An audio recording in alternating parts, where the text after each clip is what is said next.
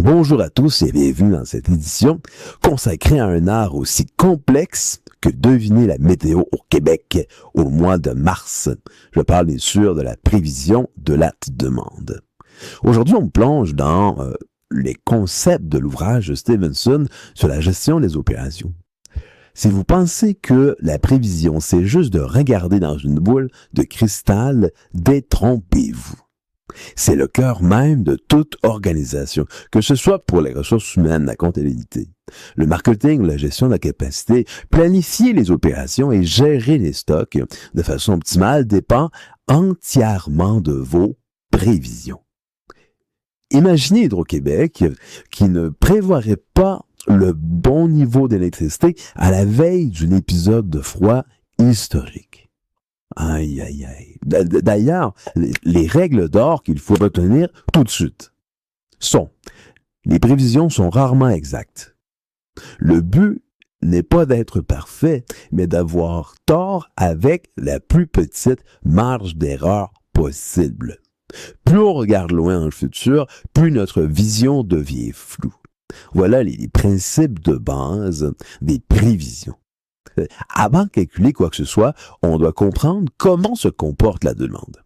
Il y a les niveaux de base, mais aussi la tendance. Est-ce que ça monte? Est-ce que ça descend? Il y a la variation saisonnière comme la vente de slush, ces couches tard qui explosent en juillet, mais qui est évidemment très très basse au mois de février. Il y a le cycle sur plusieurs années et enfin les variations aléatoires. Le fameux bruit imprévisible.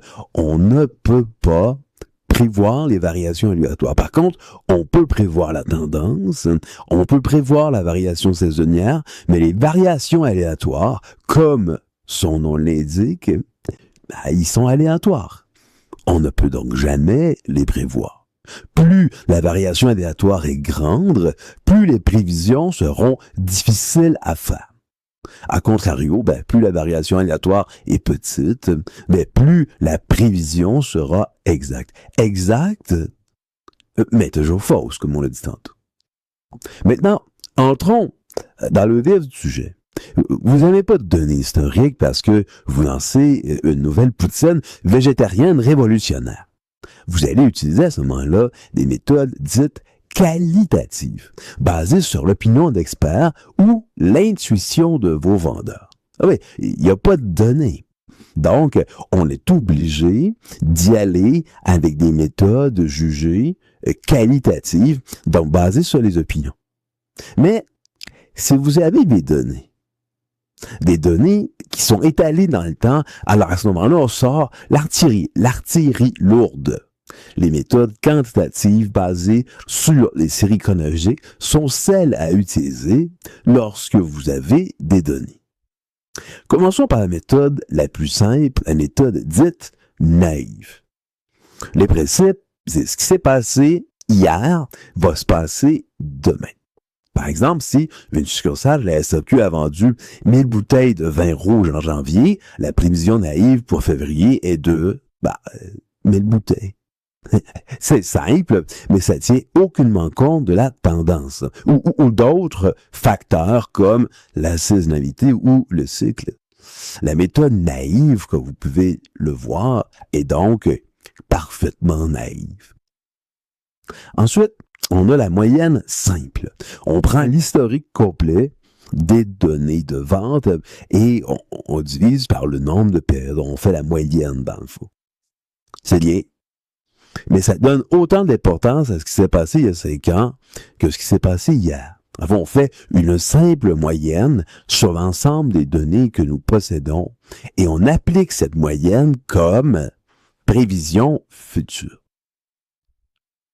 C'est pour ça qu'on va utiliser la moyenne mobile. Ici, on fait la moyenne que de quelques périodes précédentes. Le document de référence est facilement là-dessus, car il nous montre l'impact du choix de la taille de la moyenne mobile, le fameux N. Par exemple, si on analyse les ventes avec un N de 2, donc une moyenne mobile de 2 périodes, on sera très réactif. Dès que les ventes bougent, la prévision s'ajuste rapidement. À l'inverse, si on utilise un grand ordre, comme par exemple un N à 20, nos prévisions seront beaucoup plus stables, mais plus lentes à réagir aux vrais changements. Imaginez un gérant de Tim Hortons, s'il réagit trop vite à une baisse de vente de Timbit un mardi de mauvais temps, il manquera de beignes la journée suivante, tout simplement. Parce que son N sera trop grand et ses prévisions seront trop stables. Mais parfois, on veut le beurre et l'argent du beurre. C'est là qu'intervient la moyenne mobile pondérée. On donne plus de poids aux périodes récentes. Habituellement. Par exemple, dans notre document, on voit une pondération où le dernier mois vaut 75% de la prévision et le mois précédent vaut 25% de la prévision. Les données récentes sont donc plus importantes que les vieilles données. Dans ce cas-là, la donnée récente a un poids de 75% dans la prévision que nous sommes en train de faire. Et voici la vedette des méthodes quantitatives, le lissage exponentiel. Une méthode plus sophistiquée qui ajuste sa prévision en fonction de l'erreur qu'elle a commise à la période précédente. Tout repose sur une petite lettre grecque dite alpha. La constance de lissage. Le document de référence met en lumière un point crucial. Le choix de cet alpha change tout. Si on utilise un alpha minuscule de 1%, l'impact de nos erreurs est faible et notre prévision va tracer une ligne extrêmement stable. C'est parfait pour absorber les variations aléatoires du marché. Si on prend un alpha de 99%, alors là, c'est l'inverse. La prévision devient hyper réactive et colle de très près à la réalité immédiate, quitte à être assez instable. Généralement, dans la vraie vie des entreprises québécoises, comme BRP par exemple, qui planifie des pièces de motoneige, choisissent souvent un alpha de compromis entre 5 et 50%. Très bien. Vous avez fait vos calculs, mais comment savoir si votre méthode est bonne? C'est là que la gestion des opérations devient impitoyable. Il faut mesurer nos erreurs. Une erreur, c'est simplement la demande réelle moins ce qu'on avait prévu. Notre document de référence nous donne 4 juges pour évaluer nos prévisions. Le premier juge, c'est l'erreur moyenne. Elle indique si on a une tendance à prévoir trop haut ou trop bas. Si l'erreur moyenne est négative, ça veut dire que nos prévisions dépassent systématiquement la vraie demande. Mais attention, l'erreur moyenne a un gros défaut. Les erreurs positives et négatives s'annulent. Si un IGA vend 50 tourtières de trop le lundi et 50 tourtières de moins le mardi, plus 50, moins 50, la moyenne va être à 0. Le système pense qu'il est donc parfait parce que la moyenne sera à 0. Alors le gérant va se tromper. Parce qu'il va dire, l'erreur prévisionnelle est à 0. Donc l'erreur prévisionnelle, il n'y en a pas. La prévision est donc parfaite. Mais non. On s'est trompé de plus 50 une journée et de moins 50 l'autre journée. C'est donc plus qu'imparfait. C'est à ce moment-là qu'on va appeler le deuxième juge, qu'on appelle l'erreur moyenne absolue. Elle enlève les signes positifs et négatifs. C'est l'erreur absolue, donc il n'y aura pas de négatif. Elle nous donne donc l'ampleur de l'écart. Au final, se tromper de, par exemple, dans le cas des tourtières, de 50. Une fois 50, puis une autre fois 50, les 50 ne vont pas s'annuler parce qu'il n'y aura plus d'erreur négative. Ensuite vient le juge le plus sévère qu'on appelle l'erreur quadratique moyenne. Son truc, c'est de prendre les erreurs et de les élever au carré. C'est étrange. Pourquoi on fait ça? On fait ça pour punir sévèrement les grosses erreurs. 10 au carré, à fait 100, c'est beaucoup, beaucoup plus gros que 2 au carré, qui fait seulement 4.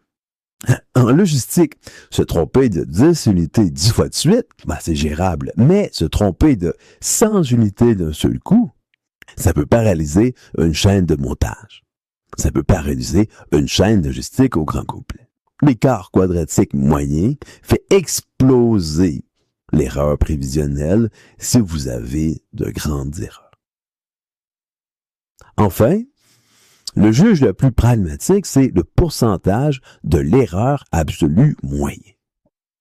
Parce que se tromper de 10 unités, c'est dramatique si on vend seulement que 11 avions. Mais c'est vraiment presque rien si on vend 10 000 paires de bas.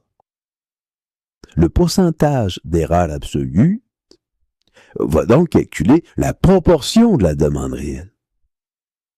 Alors, on va avoir un pourcentage au lieu d'avoir une erreur en quantité. Ça va donc donner l'ampleur de cette erreur pour pouvoir la comparer avec d'autres erreurs pour d'autres produits sur une même base de comparaison, la base du pourcentage. En conclusion, la prévision de la demande, c'est pas de la magie. C'est l'art de choisir la bonne méthode, qu'elle soit naïve, mobile, pondérée ou lissée. C'est de toujours garder l'œil sur les mesures d'erreur pour s'ajuster. Parce qu'en gestion des opérations, on ne peut pas contrôler la tempête, mais on peut certainement s'y préparer avec rigueur. Merci d'avoir été avec nous et à la prochaine pour une autre plongée dans le monde passionnant de la gestion des opérations.